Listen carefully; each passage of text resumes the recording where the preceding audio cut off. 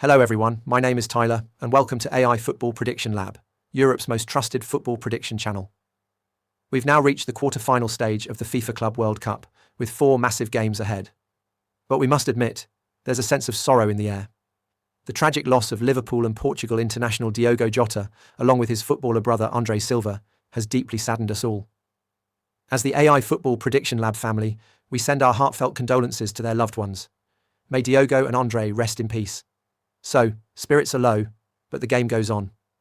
As always, our football expert Luca has analysed all 4 matches and can't wait to share his predictions with you. And don't forget, at the end of this video, we'll reveal our top predictions, featuring the picks we trust the most. Make sure to check it out. But before we dive into Luca's insights, we want to remind you that everything we do on this channel is only possible with your support.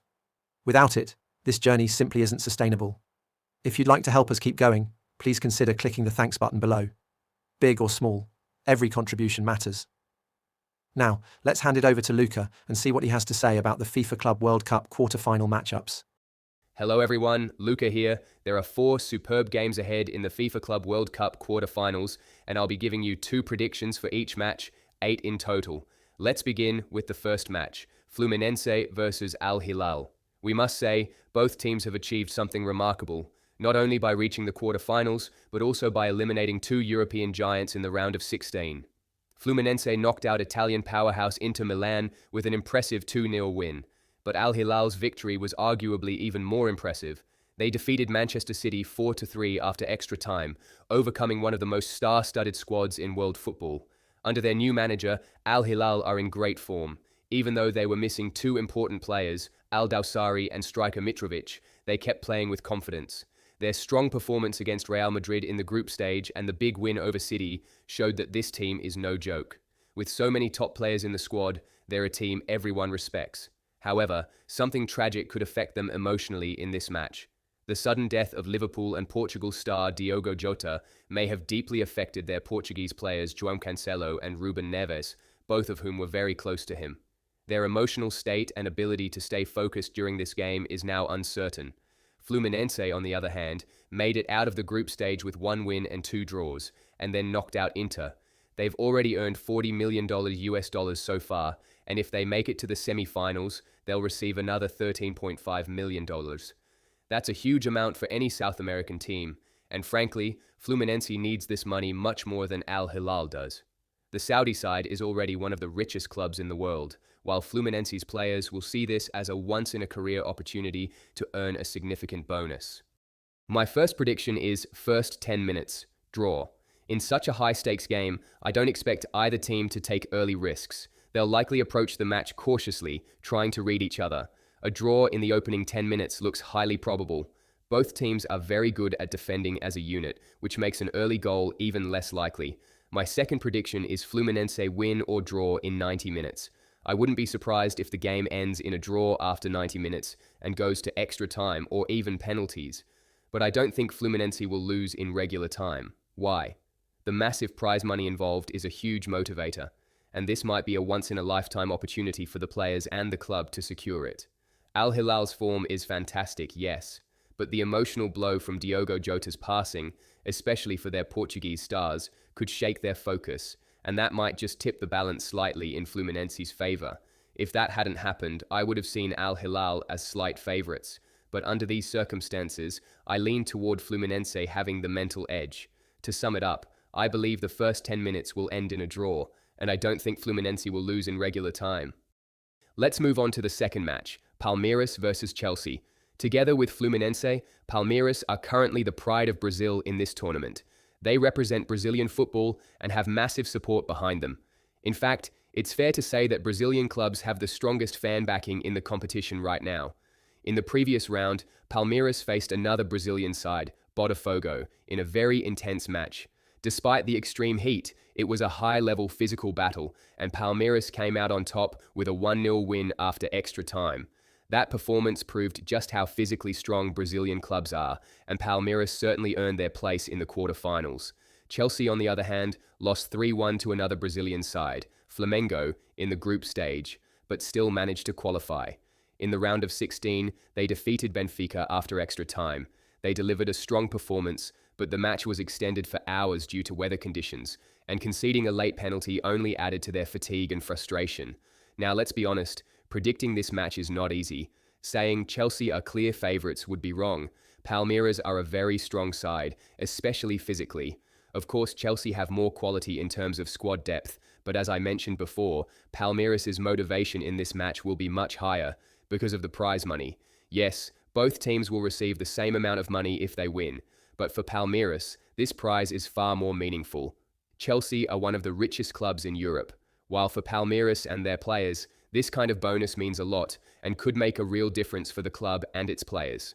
That said, I still believe Chelsea are slightly ahead. My first prediction is Chelsea to win or draw in 90 minutes. Both are possible, but I don't think they'll lose in 90 minutes. If it goes to extra time or penalties, anything can happen. But in regular time, Chelsea should avoid defeat.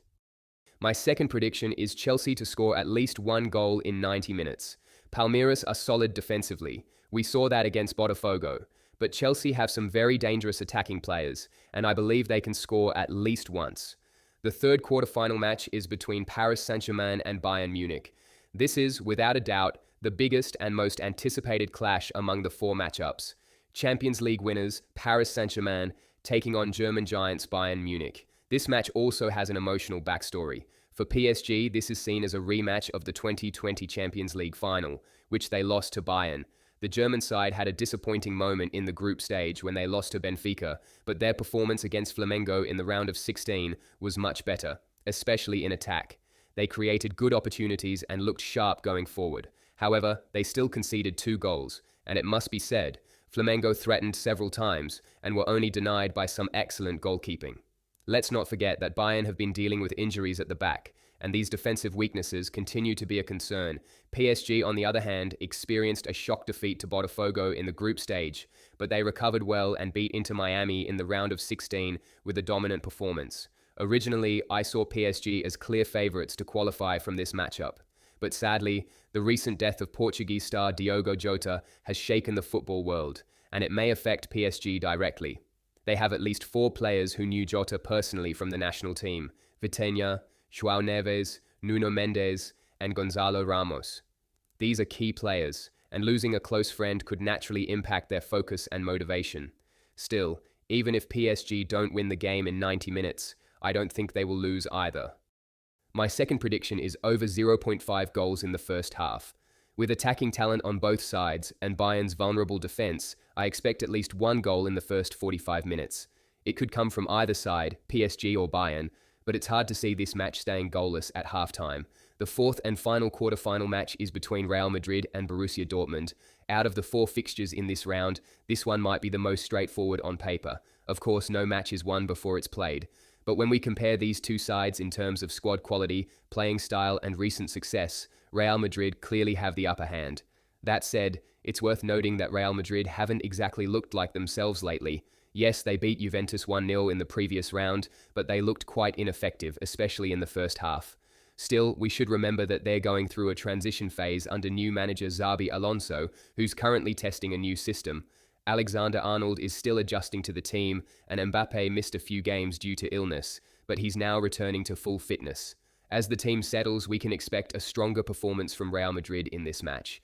As for Borussia Dortmund, they arguably had an easier path to this round, having beaten Mexican side Monterrey in the last 16. But to be honest, they haven't delivered a convincing performance yet. Yes, reaching the quarterfinals is a success, and Dortmund are still a big name, so they will surely challenge Madrid. But when it comes to advancing to the next round, I don't believe they have a very strong chance. My first prediction is Real Madrid to qualify. Yes, they might win the match in 90 minutes, but instead of taking that risk, I'm going with the safer option, Real Madrid to go through to the next round, even if it takes extra time or penalties.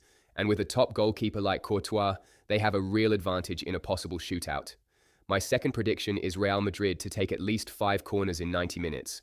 They have players who love pushing forward and delivering crosses, like Alexander-Arnold and Arda Güler.